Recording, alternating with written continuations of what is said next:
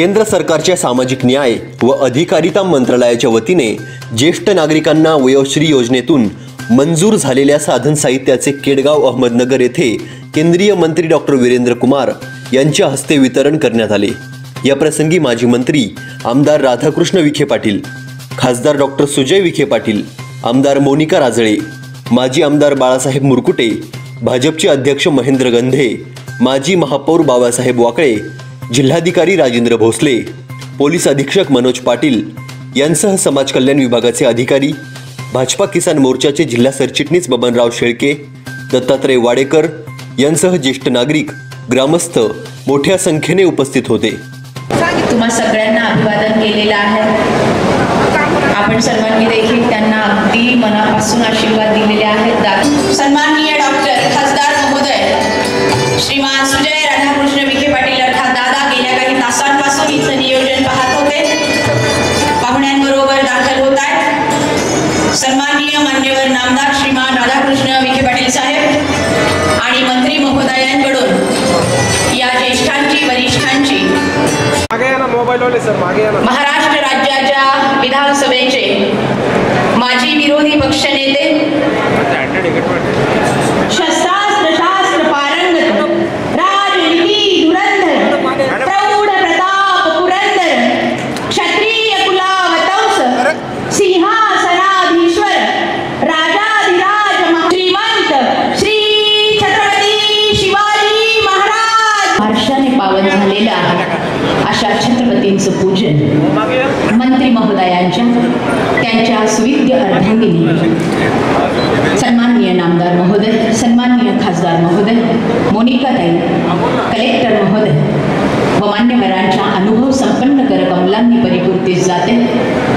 या अनुभव संपन्न करकमलांना विनंती आहे, आपण दीप प्रज्वलनही हाती घेत आहात। आलेल्या पाहुण्यांचं स्वागत करणं अतिथी देवो भव ही आमची संस्कृती, पण ज्ञानानं ज्ञानाकडे जाणं असणारा हा दीप, या दीपाचं प्रज्वलनही आपण हाती घेत आहात। ज्योत से ज्योत जलाते चलो सी है कि जिसमें यह ज्ञान की बहानी चाहिए और इसलिए जो गंगा बहाते चलो दीपक का इस दीप का प्रज्वलन आप अपने अनुभव संपन्न कर कमलों से परिपूर्ण करेंगे।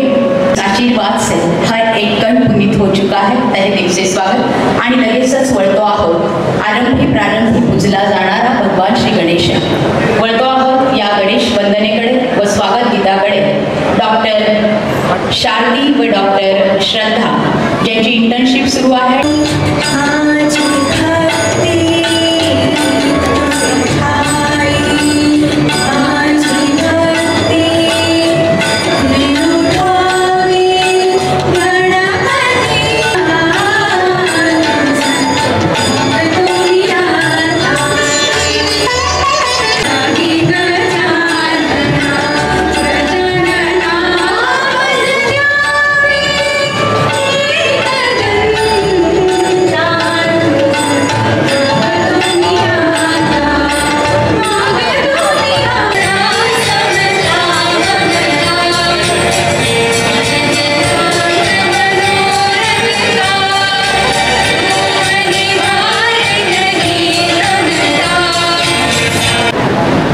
देशाचे मंत्री आणि ज्यांच्यामुळे खरं तर हा कार्यक्रम या ठिकाणी पार पडत आहे असे भारतीय जनता पार्टीचे आमचे नेते माननीय नामदार डॉक्टर वीरेंद्र कुमारजी, त्यांच्याच बरोबर आलेल्या त्यांच्या श्रीमती माननीय कमलताई वीरेंद्र कुमारजी, ज्येष्ठ नेते माननीय आमदार राधाकृष्णजी विखे पाटील साहेब, माननीय आमदार मोनिकाताई राजळे, सामाजिक न्याय मंत्रालयातले जॉइंट सेक्रेटरी माननीय श्री सुरेंद्रजी सिंग मीना साहेब, अंडर सेक्रेटरी माननीय आनंद कुमार प्रकाश गुप्ता साहेब, जे साहित्य ज्या कंपनीच्या माध्यमातून इथं आपल्याला मिळत आहे असे अलिम्को जी भारत सरकारची कंपनी आहे असे कंपनीचे जनरल मॅनेजर माननीय अजय चौधरी साहेब, माजी आमदार श्री मुरकुटे साहेब, जिल्ह्याचे जिल्हाधिकारी ज्यांनी प्रचंड सहकार्य या शिबिरासाठी केलं असं माननीय राजेंद्रजी भोसले साहेब, SP माननीय मनोजजी पाटील साहेब, महापौर बाबासाहेबजी वाकळे, शहराध्यक्ष माननीय भैयाजी गंदे, समाज कल्याणचे अधिकारी ज्यांचं फार मोठं सहकार्य राहिलं असे माननीय देवडे साहेब, माननीय सिव्हिल सर्जन साहेब, उपस्थित असलेले सर्व व्यासपीठावरील माननीय नगरसेवक नगरसेविका, भारतीय जनता पार्टीचे सन्माननीय पदाधिकारी, या कार्यक्रमासाठी आलेले सर्व लाभार्थी असलेले आमच्या माता भगिनी, सर्व ज्येष्ठ नागरिक, केडगाव आणि नगर तालुक्यामधून आलेले सर्व भागातील सरपंच, उपसरपंच, पदाधिकारी ज्यांनी आम्हाला कार्यक्रमाला फार मोठी मदत केली असे सर्व माझे मित्र, सर्व आलेले सन्माननीय पत्रकार आणि मित्रांनो,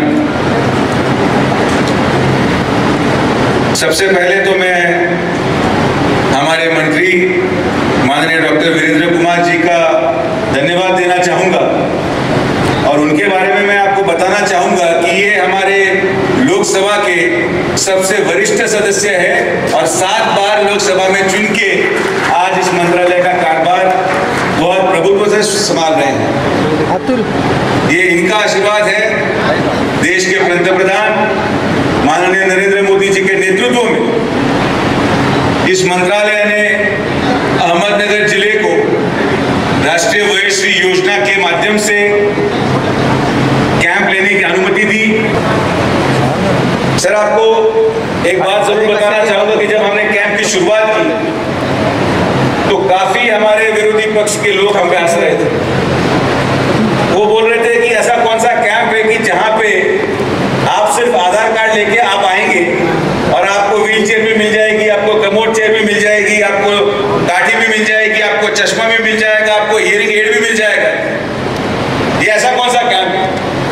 और बड़े दिनों से हम रुके हुए थे और मुझे लगता है कि आज आपके माध्यम से हम उन सब विरोधियों को इस बात का जवाब देंगे कि ये नरेंद्र मोदी जी की सरकार है, ये गरीबों की सरकार है और इसके माध्यम से हम हर गरीब का विकास करना चाहते हैं। जेव्हा या कॅम्पची सुरुवात या ठिकाणी झाली, मला आभार मानायचे या नगर जिल्ह्याच्या प्रत्येक नागरिकाचे, ज्यांनी आपण फक्त एक पॅम्फलेट त्यांच्या घरी पोच केलं आणि त्या पॅम्फलेटवर एवढ्या मोठ्या प्रमाणात गोरगरीब नागरिक त्या शिबिरासाठी आले।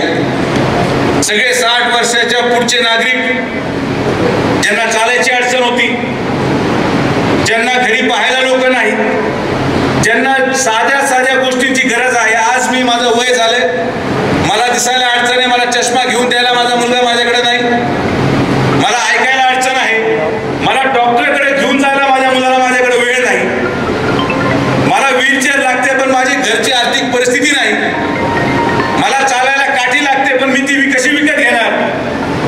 आणि या सगळ्यांचं उत्तर, या सगळ्यांचं प्रश्नाचं उत्तर एका माणसाने दिलं। या देशामध्ये या सगळ्या ज्येष्ठ नागरिकांना, 60 वर्षाच्या पुढच्या नागरिकांना आज जे आपण हे साहित्य देऊ शकतोय, हे जे स्वप्न पाहिलं होतं, ते स्वप्न आपले देशाचे लाडके पंतप्रधान नरेंद्र मोदी साहेबांनी पाहिलं। आणि या सगळ्या लोकांचे, ज्या ज्या लोकांचे वय 60 वर्षाच्या पुढे आहेत, या सगळ्यांचा मुलगा म्हणून, नातू म्हणून, भाऊ म्हणून त्यांनी या ठिकाणी या योजनेची सुरुवात केली। माझ्या पूर्ण आयुष्यामध्ये, राजकारणामध्ये अशी एकही योजना मी पाहिली नाही की कॅम्प घेतल्यानंतर फक्त आधार कार्ड घेऊन यायचं। या ठिकाणी बसलेला प्रत्येक लाभार्थी या गोष्टीचा साक्षीदार आहे की आज जे साहित्य आपल्याला मिळणार आहे, किमान एका माणसाला 10,000 रुपयाचं साहित्य आपण देत आहोत। 10,000 रुपयाचं एका माणसाला 4 गोष्टी आहेत, कोणाला चष्मा आहे, कोणाला व्हीलचेअर आहे, कोणाला काठी आहे। आणि यासाठी त्यांना काय करावं लागलं तर येऊन फक्त त्यांनी त्यांचं आधार कार्ड दाखवलं आणि आधार कार्ड दाखवून तिथं नोंदणी केली आणि घरी गेले। कोणालाही पैसे खाऊ घालायची गरज नाही, कुठल्याही तलाट्याला उत्पन्नाचा दाखला काढायला पैसे द्यायची गरज नाही, कुठल्याही ग्रामसेवकाला रहिवासी दाखला काढायला पैशाची गरज नाही। फक्त शिबिरामध्ये यायचं, पंतप्रधानांचा फोटो पाहून या नगर जिल्ह्याचा प्रत्येक नागरिक त्या शिबिरामध्ये आला हा विश्वास या नगर जिल्ह्याच्या जनतेचा आपल्या देशाचे पंतप्रधान नरेंद्र मोदींवर होता, या मंत्रालयाचे मंत्री वीरेंद्र कुमार साहेबांवर होता की त्या ठिकाणी आम्ही आल्यानंतर जर मोदींनी ही योजना काढलेली आहे, जर मोदींनी एखादी गोष्ट सुरू केली आहे तर या योजनेचा लाभ आम्हाला 100% मिळेल. आणि म्हणून या मोदींच्या विश्वासाला सार्थ करत आज या कॅम्पमध्ये आम्ही किमान 5 कोटी रुपयाचं साहित्य एक प्राथमिक स्वरूपात या ठिकाणी वाटणार आहोत. एवढ्या मोठ्या गोष्टी, हे सगळं साहित्य, माझी विनंती राहील पत्रकारांना, सगळ्या लोकप्रतिनिधींना, नगरसेवकांना, सरपंचांना की एकदा फक्त हे साहित्यावर येऊन तुम्ही पहा. जेवढे मोठे घरातले लोक असतील, ज्यांची आर्थिक परिस्थिती चांगली असेल, ते सुद्धा हे साहित्य आपल्या आईवडिलांसाठी घेऊन जाऊ शकतील. अशा पद्धतीचं त्या क्वालिटीचं साहित्य या ठिकाणी आपण उपलब्ध करून देतो. एवढंच नाही, पण आम्ही निर्णय घेतलेला आहे की अहमदनगर जिल्ह्यामध्ये मुझे बताते हुए बहुत प्रसन्नता होती है मंत्री महोदय, आपने जब हम पे विश्वास रखा और ये कैंप दिया तो मुझे आपको बताते हुए बहुत आनंद होता है कि हमने 1 महीने के कैंप में अहमदनगर जिले में 40,000 लाभार्थियों को आइडेंटिफाई किया. 40,000 लाभार्थियों को हम 40 करोड़ रुपए का सामान एलिम्को के माध्यम से बांटने वाले हैं. और ये एक Guinness book of world record भी अहमदनगर जिले ने यहाँ पे स्थापित किया है कि इतने बड़े पैमाने पे, इतने बड़े प्रमाण पे, इतने बड़े तहत पे इतने लोगों को कभी भी एक कैंप में 1 महीने में लाया नहीं गया है. लेकिन हम इधर रुकेंगे नहीं. हमको आपके आशीर्वाद की जरूरत है, आपके साथ की जरूरत है. और मुझे विश्वास है कि एलिम्को और आपके माध्यम से जॉइंट सेक्रेटरी साहब भी इधर हैं, तो आप सबके आशीर्वाद से और माननीय पंतप्रधान नरेंद्र मोदी जी के नेतृत्व में मार्च और अप्रैल महीने में हम फिर से ये कैंप अहमदनगर के हर गांव में लेके जाएंगे. और मैं आपको विश्वास दिलाता हूं कि मई महीने में जब मैं आपको मिलूंगा तो हम 1 लाख लोगों की लाभार्थी संख्या लेके आपके पास आएंगे. हम चाहते हैं कि ऐसी योजना जो गोर गरीब जनता के लिए बनी है, आम आदमियों के लिए बनी है, ये हमें पहुंचाने का काम आज एक सांसद इस माध्यम से मुझे मिला हुआ है और इसको मैं निभाने की पूरी कोशिश करूंगा. माझी आपल्या सगळ्यांना विनंती आहे की आपल्याकडे एक स्लिप आहे, जेवढे फोटो आपल्याकडे त्या स्लिपमध्ये आहेत, रिसीटमध्ये आहेत, 4 फोटो असतील तर 4 सामान घेऊन जायचं. 4 फोटो असतील तर 4 सामाने घ्या, 3 फोटो असतील 3 सामाने घ्या, 6 फोटो असतील 6 सामाने घ्या, पण कुठलंही सामान मागं सोडून जाऊ नका.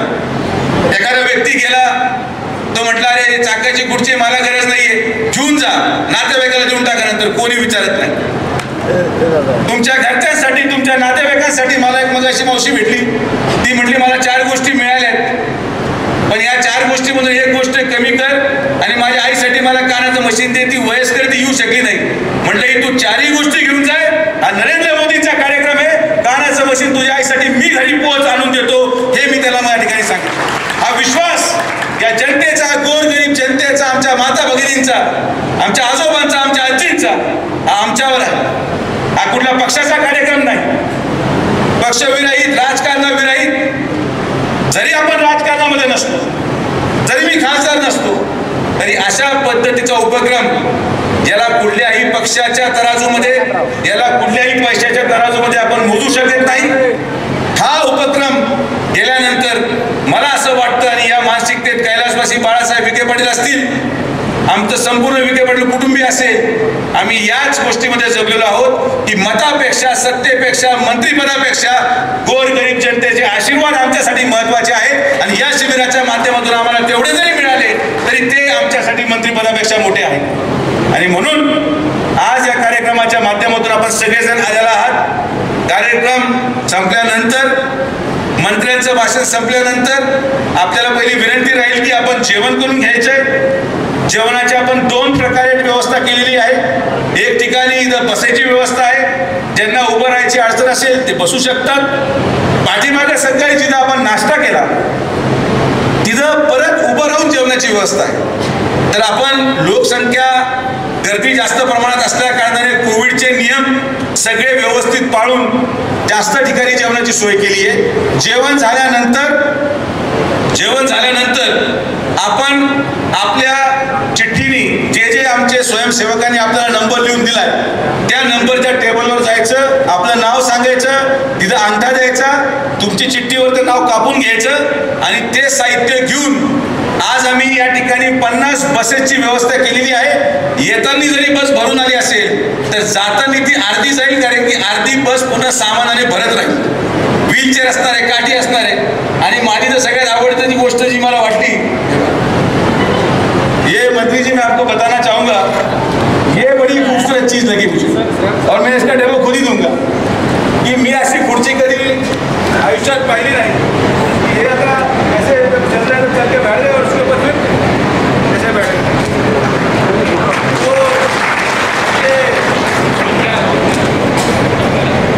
याच्यापेक्षा सुंदर गोष्ट कुठलीच नाही. आता बऱ्याच लोकांनी नाव नोंदवलं नसेल. ही काठी आहे, ही काठी खुर्चीमध्ये होते.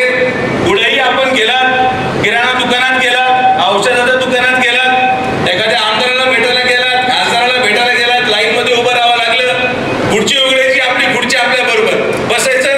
आमदाराने हाक मारली तर आतमध्ये जायचं, नाही मारली तर मध्ये टाकू नका.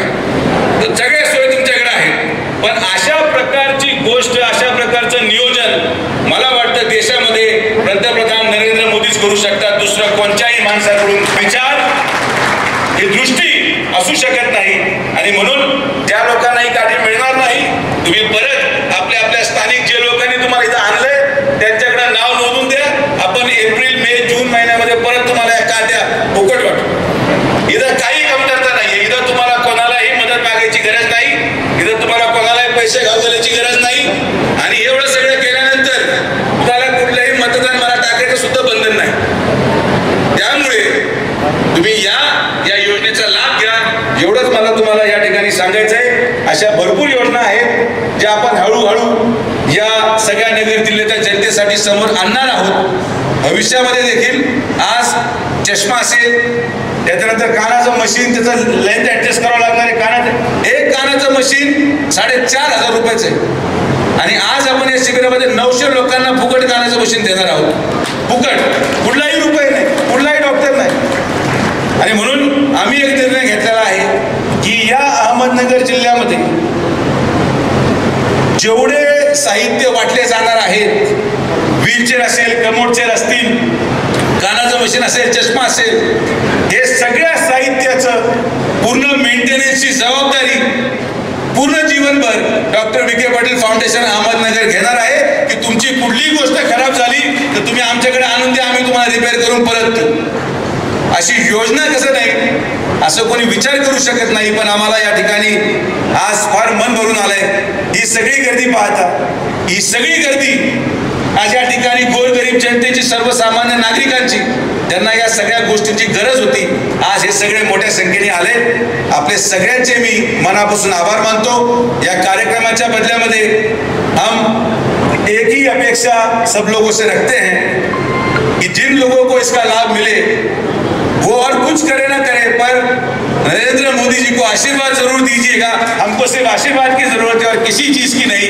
इसी में अपनी बात रखता हूं और पुनश्च एकदा हमारे आदरणीय मंत्री डॉक्टर वीरेंद्र कुमार जी का देखिल मन से आभार व्यक्त करता हूं कि आपने व्यस्त शेड्यूल से उन्होंने वक्त निकाल के यहाँ पे अहमदनगर जैसे ग्रामीण भाग में आके इस वितरण में सहभागी होने का आपने हमें सौभाग्य दिया.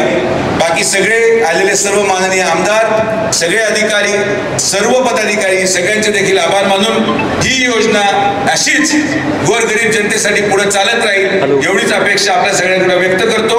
आपल्या सगळ्यांची रजा घेतो. जय हिंद, जय महाराष्ट्र. भैया साहेब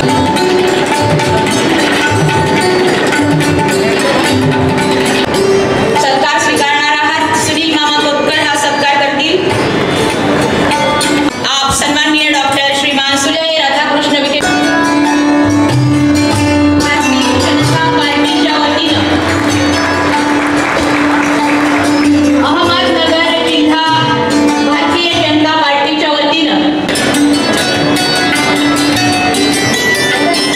एवं पुलिस के तभी हमारे अधिकारीगण और सुदूर अहमदनगर जिला के विभिन्न गांवों से आए. देखते हैं हाथ पैर काम करना बंद करते हैं, पैरों से चलने में कठिनाई होती है. उनकी सहायता के लिए कोई एक ऐसी योजना नहीं थी. माननीय प्रधानमंत्री जी ने इस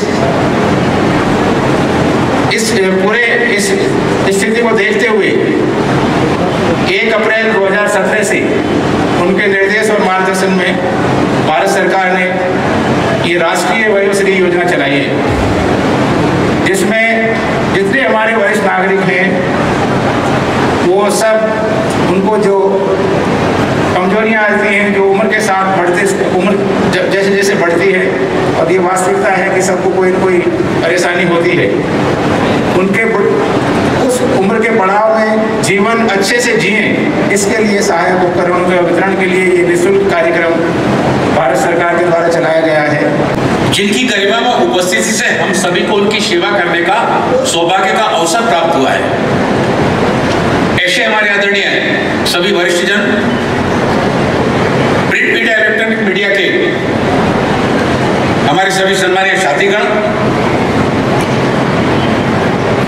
मित्रों, इससे पूर्व हमारे यहाँ के खासदार डॉक्टर सुजय विखे पाटिल जी जब अपनी बात आपके सामने रख रहे थे, मैं एक दिन मंत्रालय में बैठा था। हमारे युवा ऊर्जावान सांसद महोदय डॉक्टर सुजय विखे पाटिल जी हमारे पास आए।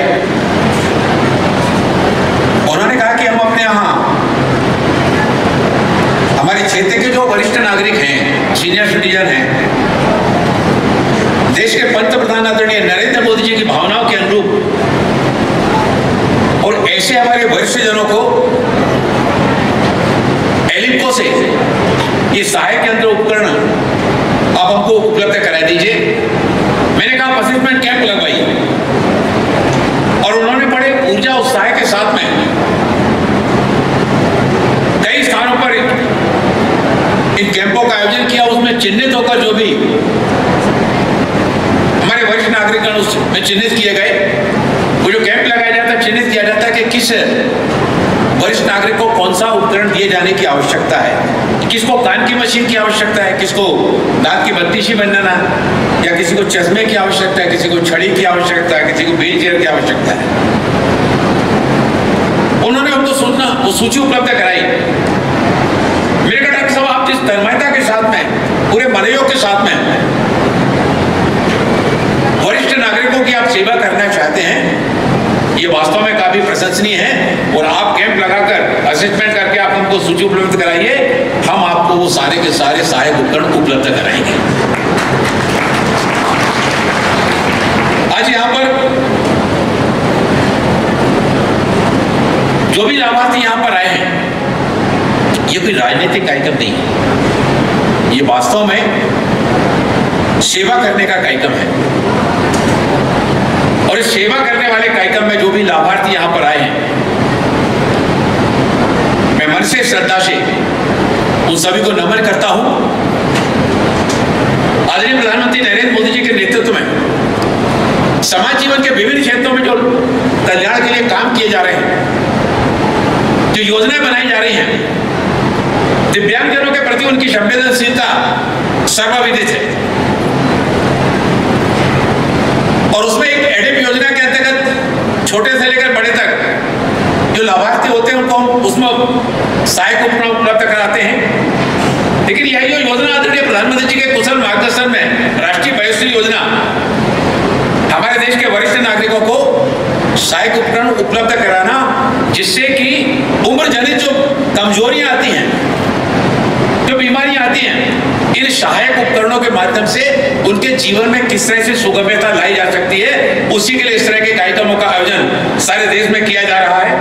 अभी डॉक्टर सुजय जी ने, पहले हमारे बुजुर्ग जो सहारे के लिए छड़ी लेकर चलते हैं, वो छड़ी आपको बताई। हम लगातार इस बात के लिए वहां पर एलिम्को के साथ में बैठ करके वहां पर फैक्ट्री में बीच बीच में जाते रहते हैं कि किस तरह से उनमें और सुधार करने की आवश्यकता है। और आपने देखा कि जब हमारे सीनियर सिटीजन कभी बैंक में जाते हैं, अस्पताल जाते हैं, बाजार डॉक्टर को चेक कराने के लिए जा रहे हैं या कुछ सामान लेने के लिए जा रहे हैं, जो वरिष्ठ हमारा नागरिक होता है, शारीरिक उम्र के चलते कमजोरी आ जाती है, वो छड़ी लेकर चल तो जाते हैं। मतलब बैंक में लाइन में लगे, वो जो आप आपको छड़ी बताई गई, उस छड़ी को आप थोड़ा सा खोल लेंगे, एक उसमें गद्दी लगी हुई है, उस गद्दी पर हमारा बुजुर्ग सीनियर सिटीजन आराम से बैठ सकेगा, उस लाइन में उसको असुविधा का सामना नहीं करना पड़ेगा। एक एडीपी योजना के अंतर्गत हम लोगों ने भी स्मार्ट कैन बनाई है, और ये स्मार्ट कैन का पहले हमारा देश आयात किया करता था, हम बाहर से उसको बुलाते थे। आज वो स्मार्ट कैन का वितरण आज यहाँ पर नहीं हो रहा है, लेकिन आने वाले समय में वो स्मार्ट कैन यहाँ के भी दिव्यांगजनों को उपलब्ध कराई जाएगी। हम अपने देश के दिव्यांगजनों को उपलब्ध कराएंगे। वो कई साल पर उसका वितरण भी प्रारंभ हो। मैं जब यहाँ पर बैठा था तो मैंने अपने आरपी मीना जी को बुलाया और उनसे हमने पूछा कि वो यहाँ पर अभी स्मार्ट कैन आई कि नहीं आई, लेकिन अगली बार मीना जी कहता जो कैंप लगे उस कैंप में वो स्मार्ट कैन भी उपलब्ध कराई जाए। वो स्मार्ट कैन रिलीज होती है, उसमें एक रबड़ का बेल्ट लगाया था, उसको खोला, उसको मैंने ऐसा किया, वो स्मार्ट कैन जो हाथ में रहते जिसको जेब में भी रखा जा सकता वो खुल जाएगी। उसमें साइड में एक बटन रहता, उस बटन को दबा देने से वो हमारे चाहे वो दृष्टिबाधित हो या हमारे ज्यादा बच्चों को शिक्षा का दान भी देने का काम कर सकूंगी, और मैं जब ज्यादा स्थानों पर जाकर इस काम को करूंगी तो मेरी आर्थिक क्षमताएं भी बढ़ जाएंगी, जिसमें अपने परिवार को भी मैं और उनको भी सहायता दे सकूंगी। देश के पंतप्रधान आदरणीय नरेंद्र मोदी जी का पत्र आज के इस कार्यक्रम के लिए आया है। वो स्वयं इस कार्यक्रम में आना चाहते थे, वो चाहते थे कि मतलब हमारे राष्ट्रीय वरिष्ठ योजना के अंतर्गत हमारे देश के जो वरिष्ठ नागरिक हैं, उन वरिष्ठ नागरिकों को आप देख रहे हैं ये पत्र आदरणीय प्रधानमंत्री जी ने भेजा हुआ है, और उसमें बताया कि किस तरह से वो इस योजना के अंतर्गत हमारे वरिष्ठ जनों को कैसे सुगम्य, उनके जीवन में सुगम्यता लाने के लिए ऐसे कार्यक्रमों के माध्यम से कैसे प्रयास किए जा सकते हैं, आपका जीवन सुगम्य बने, आप अपने काम को अच्छे ढंग से कर सके, अपने परिवार में उस कार्यक्रम से और मदद दे सके। अभी मैं यहां पर बैठा था, मैंने देखा कि हमारे 2-3 बंधु एक बहन को लेकर आ रहे हैं। वहां से मेरी नजर गई, मैंने डॉक्टर सुजय जी से कहा, सुजय जी किसी को भेजकर उस बहन का नाम पता कीजिए। वो बहन यहां पर दाईं ओर बैठी हुई है, उसका नाम है विकी बिमन सैयद। भाई साहब वहां पर खड़े हुए हैं। अब जब बहन के ऊपर मेरी नजर गई तो जैसे ही मेरी नजर यहाँ पर कार्यक्रम में बैठकर उस बहन के ऊपर गई, देश के पंतप्रधान आदरणीय नरेंद्र मोदी जी दिल्ली में रहे, बेंगलोर में रहे, वाराणसी में रहे या चंडीगढ़ में रहे, लेकिन उनकी दृष्टि सारे देश के हमारे जो इस तरह से हमारे सीनियर सिटीजन हैं, उन सीनियर सिटीजनों के ऊपर रहती है। हमारे चाहे क्षेत्र के हमारे खासदार महोदय हो, आमदार महोदय हैं, उन सबके माध्यम से कि हमारे समाज जीवन में जहां पर इस तरह के लोगों को देखते हैं, हम कैसे उनको जो है ना सहायक उपकरण उपलब्ध करा के उनके जीवन को कैसे सुगम्य बना सकते हैं। और आज के इस कार्यक्रम के माध्यम से हमारे जिन भी वरिष्ठ नागरिकों को ये सहायक उपकरण मिल रहे हैं, वो सहायक उपकरण मिलने से उनका जीवन सुगम्यता की ओर बढ़ेगा। आदरणीय नरेंद्र मोदी जी के प्रधानमंत्री बनने के बाद दिव्यांगता के क्षेत्र में बहुत सारे काम किए गए। जो दिव्यांगता की पहले केवल 7 श्रेणियां हुआ करती थी, उन 7 श्रेणियों को बढ़ाकर 21 किया गया।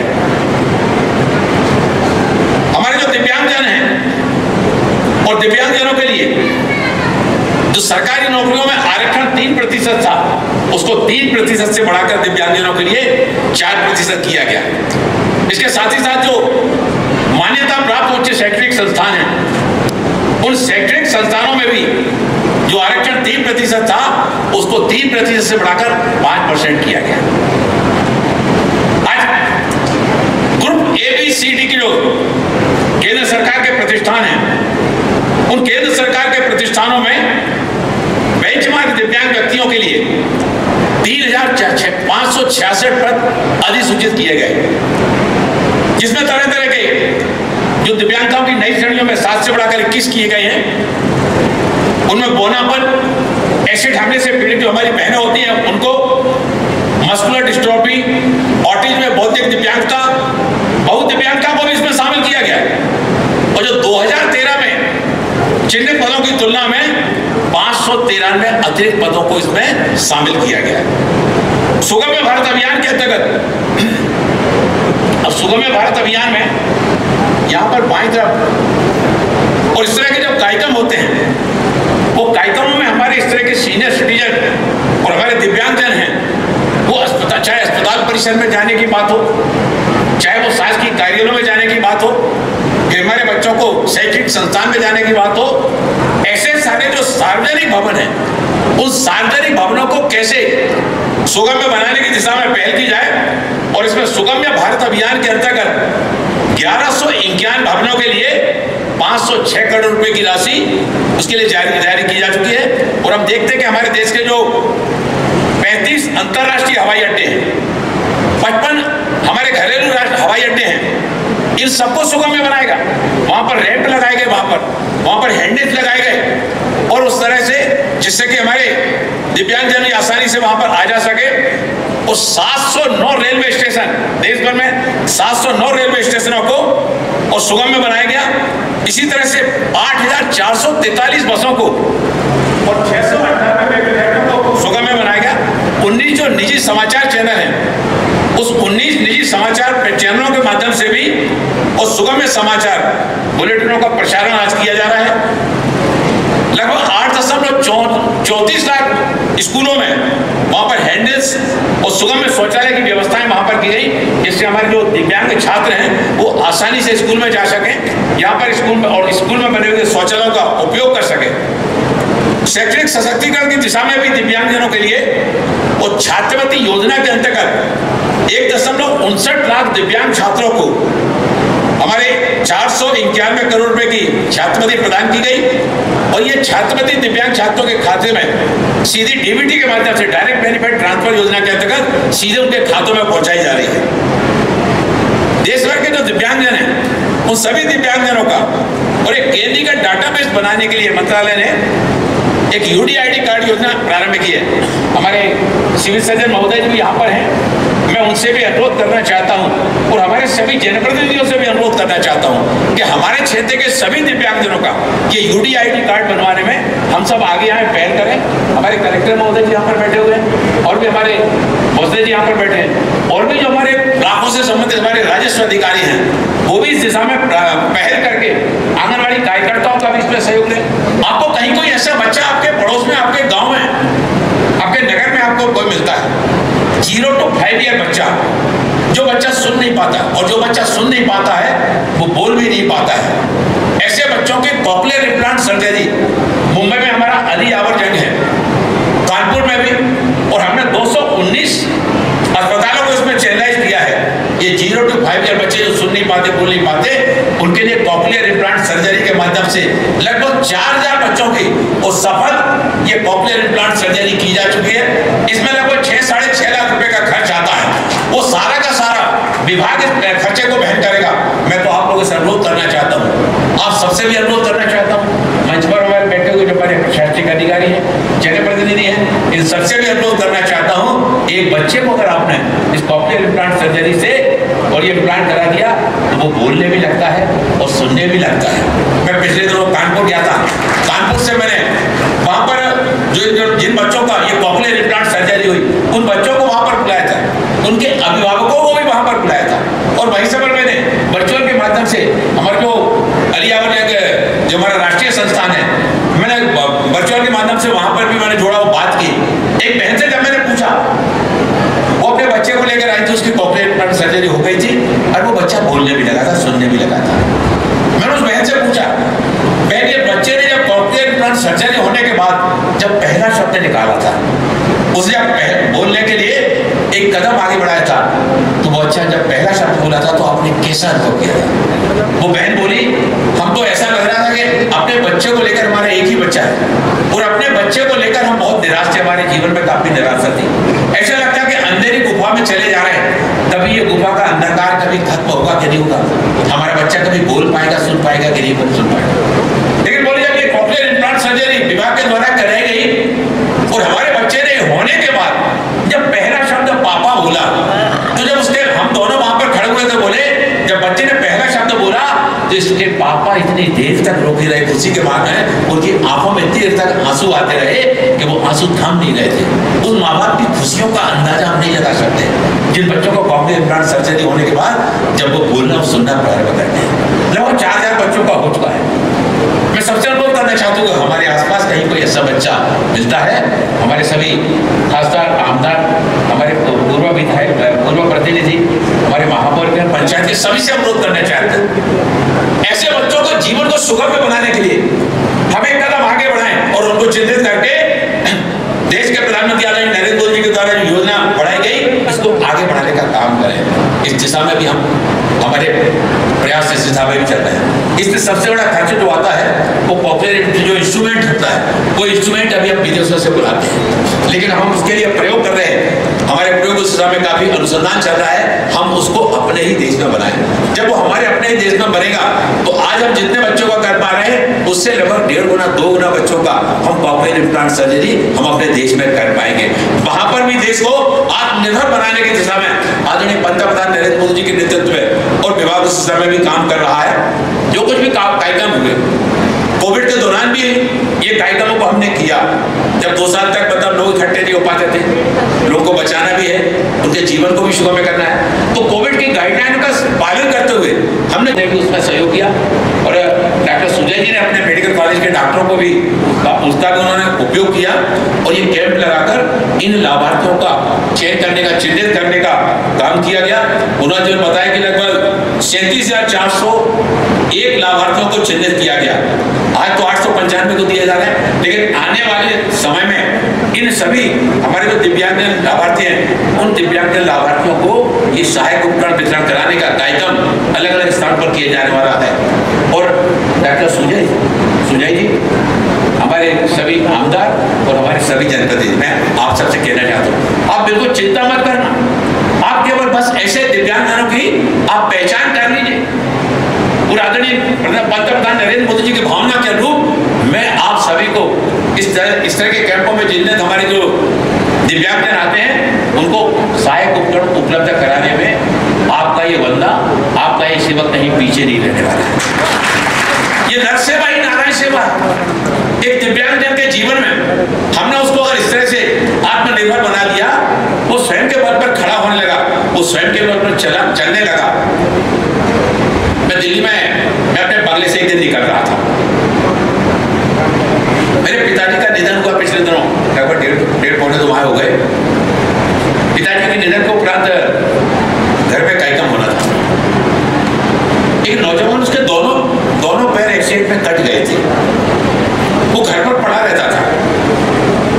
उसको मालूम पड़ा कि 13 दिन तक मंत्री जी अपने घर पर रहने वाले हैं, तो मेरे पिताजी के निधन के उपरांत वो जहाँ पिताजी के लिए अपनी संवेदना व्यक्त करने आया, उसने कहा भाई साहब मैं इस समय आपसे कहना तो नहीं चाहता हूँ, लेकिन मेरे दोनों पैर एक वाहन दुर्घटना मेरे दोनों पैर कट गए हैं। वो बहुत अच्छा कारपेंटरी का काम करता था, अच्छा फर्नीचर बनाने का काम करता था, लेकिन दोनों पैर कट जाने के बाद वो बिस्तर पर पड़ गया। बोला मुझे आपसे बहुत आशा है, मैं बड़ी आशा लेकर आपके पास आया हूँ, मैं फिर से पहले के समान और काम करना चाहता हूँ, मैं घर वालों के ऊपर बोझ नहीं बनना चाहता। मैंने कहा तुम चिंता मत करो, मुझसे जो भी बन सकेगा मैं तुम्हारे लिए काम करने में कहीं पीछे नहीं रहूंगा। मैंने हमारा पंडित दीनदयाल उपाध्याय जी राष्ट्रीय संस्थान है, पुनर्वास संस्थान है दिल्ली में, मैंने उसको वहां पर भेजा।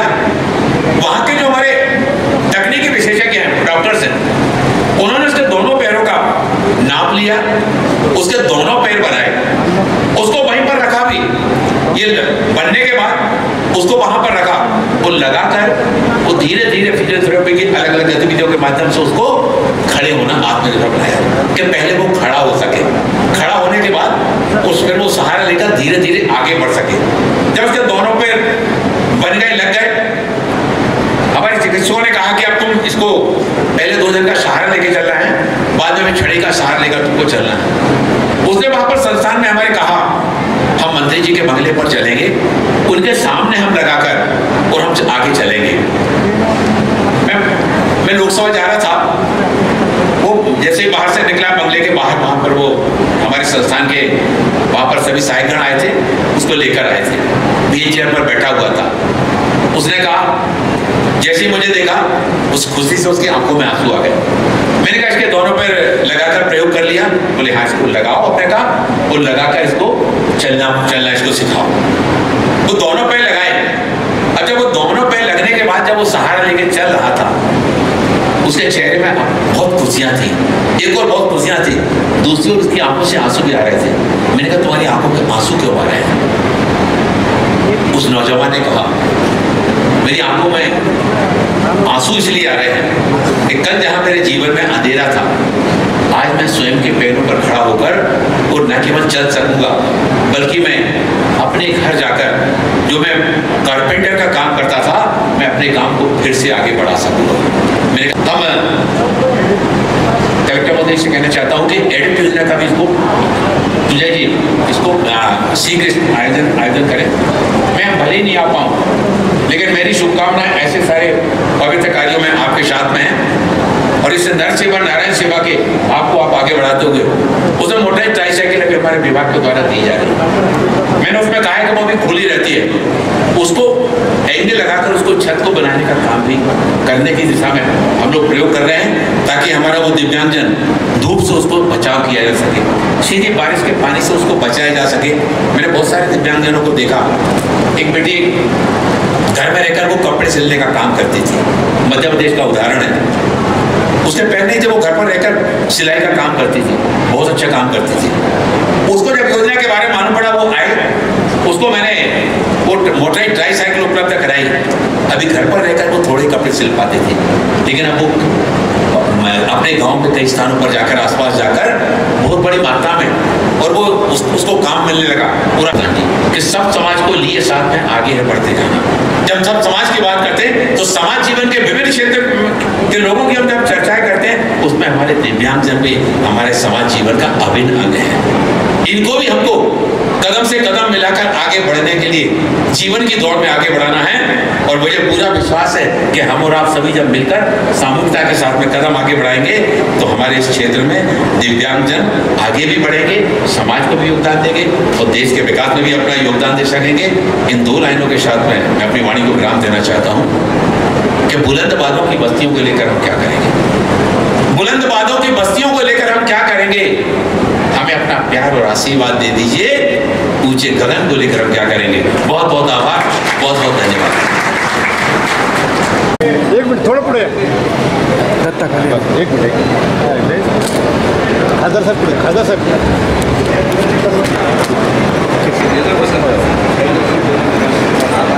एक मिनिट वामन बसवले दादांनी लगेच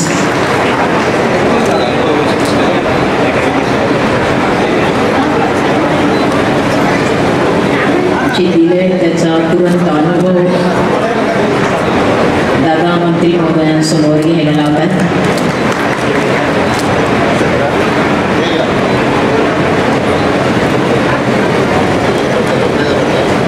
सर सर सर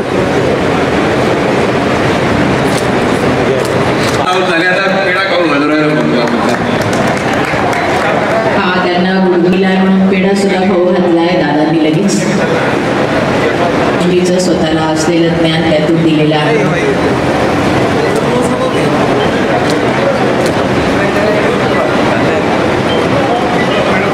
ते एलिम्कोच्या संवेद बसतात,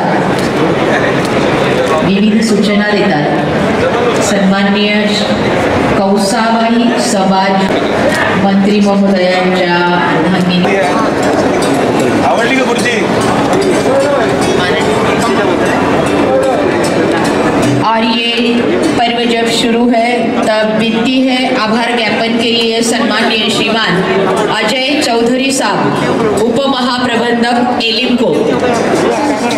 वोट ऑफ थैंक्स के लिए सन्माननीय श्रीमान अजय चौधरी साहब। केंद्रीय मंत्री सामाजिक न्याय और अधिकारिता मंत्रालय भारत सरकार डॉक्टर वीरेंद्र कुमार जी, माननीय पटकेस फास्ट मार। हे बघा, जरा शांतता ठेवणार आहात। अगदी उत्तरार्धात आपण आहोत। राष्ट्रगीता एक साथ सावधान।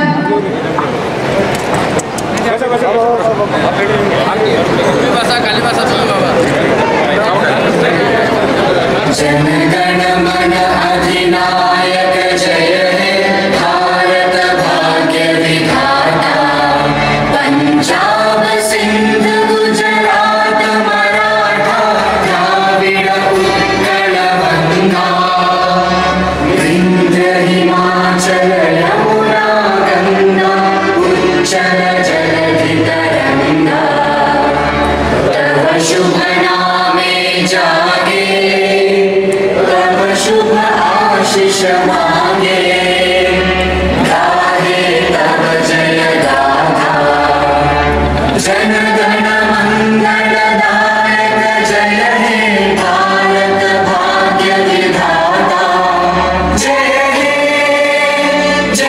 अहमदनगर में राष्ट्रीय बढ़ोतरी योजना के अंतर्गत हमारे क्षेत्र के ऐसे वरिष्ठ नागरिक उम्र के चलते किसी को चश्मे की आवश्यकता है, किसी को दांत की बत्तीसी की आवश्यकता है, किसी को कान की मशीन की, किसी को छड़ी की आवश्यकता है, किसी को वॉकर गाड़ी की, व्हील चेयर की, उन सब के लिए पहले असेसमेंट कैंप लगाया जाता है। हमारे यहाँ के खासदार डॉक्टर सुजय विखे पाटिल जी ने इस संबंध में काफ़ी स्थानों पर कैंप लगाकर उसमें लाभार्थियों को चिन्हित किया किस वरिष्ठ नागरिक को किस तरह के उपकरण की आवश्यकता है और उन सबको यहाँ पर बुलाए भी गए। आज इस कार्यक्रम के माध्यम से उन सबको सहायक उपकरणों का वितरण किया जा रहा है, जिससे कि उनके जीवन में सुगमता आ सके, वो अपनी दैनंदिन गतिविधियों को ठीक ढंग से चला सकें। देखता हूँ कि अभी हमारे जो वरिष्ठ दादा यहाँ पर बैठे हुए हैं उनको कमोड वाली व्हील चेयर दी गई। जब ज़्यादा उम्र के हमारे वरिष्ठ नागरिक हो जाते हैं तो उनको बाथरूम तक जाने में पैर फिसलने का तकलीफ आ जाता है, बगैर छड़ी के चल नहीं पाता। अभी आपने देखा कि जो छड़ी दी गई उस छड़ी में उसको खोल देने से उसके 3 पाइप भेज जाते हैं और छोटी सी एक चेयर भी उसमें लगी हुई है।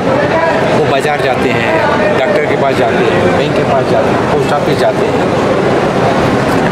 या सार्वजनिक कार्यक्रम में जाते हैं, वहाँ पर बैठने का स्थान है। वो अपनी छड़ी को खोल करके उस कुर्सी पर बैठ भी सकते हैं। ऐसे बहुत सारे प्रयासों के माध्यम से आदरणीय नरेंद्र मोदी जी जब देश के प्रधानमंत्री बने, उन्होंने कहा कि जो योजना पहले से चल रही है उनमें कुछ नयापना लाने की आवश्यकता है, उनको और व्यवहारिक कैसे बनाया जा सकता है, ज़्यादा बड़ी संख्या में कैसे लाभार्थियों को उसमें जोड़ा जा सकता है। एलिम्को के माध्यम से हमारे जो जहाँ पर ये सहायक उपकरण बनते हैं, मैं भी यहाँ पिछले बार वहाँ पर विजिट करने के लिए गया, उसमें हम और सुधार लाने के लिए अभी जो स्मार्ट कैन दी जाती है, आज स्मार्ट कैन नहीं दी गई, अगली बार जो एडिप योजना के अंतर्गत कैंप लगाए जाएंगे, इसमें जो हमारे दृष्टिबाधित होते हैं वो स्मार्ट कैन में छोटी सी स्मार्ट कैन होती है, उसका रबड़ बैंड हटाएंगे, सीधा करेंगे, पुल कर दो, बड़ी हो जाएगी, एक हो जाएगी। उस साइड में एक पुश बटन लगा रहेगा, वो पुश बटन दबा देने के बाद जब वो हमारा व्यक्ति आगे बढ़ता है और आगे किसी तरह की दीवार आती है, पत्थर आती है, नाली आती है या चबूतरे से सीढ़ी आती है, तो जैसे वो आएगा वो सेंसर उसका काम करने लगेगा, व्यक्ति को उसको हमारे दिव्यांग उस झंझनाहट से ये मालूम पड़ जाएगा कि हमको अब सावधानी बरतना है, आगे कुछ इस तरह का है जिसमें हम गिर सकते हैं, हमको चोट लग सकती है। ये जो मोटराइज है, ये जो अपन व्हील चेयर देख रहे हैं, व्हील चेयर अभी तक कलर एक ही होता था, ये ब्राउन कलर का, लेकिन अब उसको हम बदलवा रहे हैं, उसमें 3-4 तरह के कलर का उसमें प्रयोग कर रहे हैं ताकि दिव्यांगजन उस सब सहायक उपकरण का जब प्रयोग करता है तो उसको मन में भी अच्छा लगना चाहिए दिव्यांगजनों के लिए। और हमारे जो ट्रेनिंग पार्टनर हैं, उन ट्रेनिंग पार्टनर के साथ में जुड़ करके कौशल विकास के काम को हम लोग आगे बढ़ा रहे हैं और वो प्रशिक्षण लेने के उपरांत उनको दिव्यांगजन वित्त विकास निगम जो हमारा बना हुआ है, उस वित्त विकास निगम के माध्यम से राशि भी उपलब्ध कराई जाएगी बहुत कम ब्याज की दरों पर, जिससे कि वो अपना काम प्रारंभ कर सकें। अभी पिछले दिनों हमने एक स्वावलंबन केंद्र की हमने शुरुआत की है और जहाँ पर उस स्वावलंबन केंद्र को बनाकर हम लोग देंगे, लगभग 10-12 लाख रुपये का खर्च आएगा और जो अपना जो कंटेनर होता है वो 30x10 की साइज़ का वो बनेगा, जिसमें वेल फर्निश सारा उसमें लगा करके उसमें कंप्यूटर उपलब्ध करा के उसमें AC लगा के ये सारी सुविधाएँ उपलब्ध कराएंगे और उस क्षेत्र के दिव्यांगजन को नौजवान को वो हम देंगे, उसके माध्यम से वो अपनी सारी गतिविधियाँ वहाँ पर चलाई जाए। और एक काम और उसमें हो सकेगा कि दिव्यांगजनों को उपकरण प्रदान किए जाते हैं, बाद में खराब हो जाने के बाद उसको परेशानी आती है, तो उस स्वावलंबन केंद्र के माध्यम से पहुंचकर वहाँ पर वारंटी पीरियड में जो उस उपकरण की वारंटी दिए गए उसको सुधारने का काम भी वहाँ पर किया जाएगा और वहाँ पर UDID कार्ड और बाकी जो जो है इस तरह का काम भी जो है ना वो नौजवान वहाँ से अपने गतिविधि को चला सकेगा। 3-4 साल में जब वो उसका लोन पूरा हो जाएगा फिर वो उसी को दे दिया जाएगा। और दिव्यांगजन वित्त विकास निगम भी इस क्षेत्र में काफ़ी तत्परता के साथ काम कर रहा है। हम चाहते हैं कि जिस तरह से आज राष्ट्रीय वयोश्री योजना के अंतर्गत सीनियर सिटीजन को ये सहायक उपकरणों को उपलब्ध कराया गया, आने वाले समय में एडुप योजना से और हमारे दिव्यांगजनों को विभाग की और बाकी योजनाओं का लाभ दिलाने के लिए पहल शीघ्र इस में की जाएगी। और मैं सभी से अनुरोध करता हूँ, जैसे बच्चों के लिए वो कॉक्लियर इम्प्लांट सर्जरी, सारे समाज से हम लोग आह्वान करते हैं कि आपके आसपास कोई ऐसा बच्चा अगर नज़र आता है तो बोल नहीं पाता, सुन नहीं पाता, सुन नहीं पाता, वो बोल नहीं पाता, उसका योजना का लाभ भी दिलाने के लिए लोग आगे आए। विभाग पहल करेगा, लगभग 6-6.5 लाख रुपये खर्चा था, वो विभाग पहल करेगा। लेकिन समाज में भी जागरूकता आनी चाहिए कि हमारी इनके प्रति सामूहिक रूप से जिम्मेवारी है। जब ये आत्मनिर्भरता के साथ हमारी दिव्यांग भी आगे बढ़ेंगे तो वो परिवार के लिए भी सहारा देंगे, समाज के लिए भी और देश के विकास में भी अपना योगदान दे सकेंगे। साधारण महिनाभर हा कॅम्प चालला। नोव्हेंबर महिन्यामध्ये 1 ते 30 नोव्हेंबर आम्ही हा कॅम्प घेतला नगर जिल्ह्यामध्ये। जवळपास 39,000 लाभार्थी फायनल केले गेलेले आहेत आणि साहित्याची किंमत ही 40 कोटीच्या घरात हे साहित्य आपण वाटणार आहोत। आज त्याची सुरुवात आपण माननीय मंत्र्यांच्या हस्ते या ठिकाणी केडगावला केली। आज 1000 लाभार्थी आम्ही कव्हर केले। पुढच्या 1 महिन्यामध्ये प्रत्येक तालुक्यामध्ये जाऊन हे कॅम्प घेतले जातील। सगळं सामान आमच्याकडे आलेलं आहे, ते सामान ट्रान्सपोर्ट करून लाभार्थ्यांना, कारण की जे ज्येष्ठ नागरिक आहेत तेवढा लाभ मिळू शकत नाहीत, म्हणून त्या तालुक्यांमध्ये जाऊन त्या गावांमध्ये जाऊन त्यांना तो लाभ तिथं त्या ठिकाणी दिला जाईल। आज फक्त प्रातिनिधिक स्वरूपात 1000 लोकांना आपण आज लाभ देतोय। याच्यामधून आम्हाला काही चुका आढळल्या आमच्या नियोजनामध्ये ते आम्ही सुधारित करून पुढे जिल्ह्यामध्ये हा कॅम्प वितरण करणार आहोत। त्याचबरोबर मार्च आणि एप्रिल महिन्यामध्ये परत एकदा आम्ही हा कॅम्पची सुरुवात या नगर जिल्ह्यामध्ये करतोय। अनेक लोक याच्यापासून राहून गेले, लोकांना विश्वास कदाचित नव्हता की हे सामान खरंच येतं का नाही येत, कारण की हे अविश्वसनीय गोष्ट आहे जी मी पाहतोय। तर आता जेव्हा साहित्य वाटलं जाईल तर मला वाटतं की आम्ही 1 लाखापर्यंत लाभार्थी संख्या नेणार आहोत। नगर जिल्ह्यामध्ये या 2 महिन्यामध्ये परत एकदा हा कॅम्प घेतला जाणार आहे।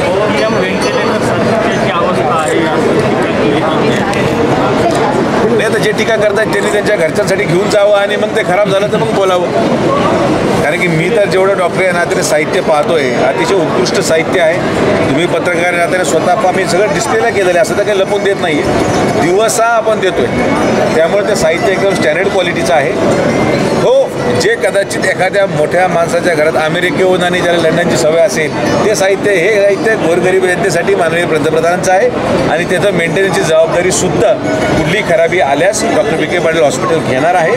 त्यांनी तिथे येऊन ते साहित्य आणलं, आम्ही त्यांना रिपेअर करून देऊ, ही आमची जबाबदारी।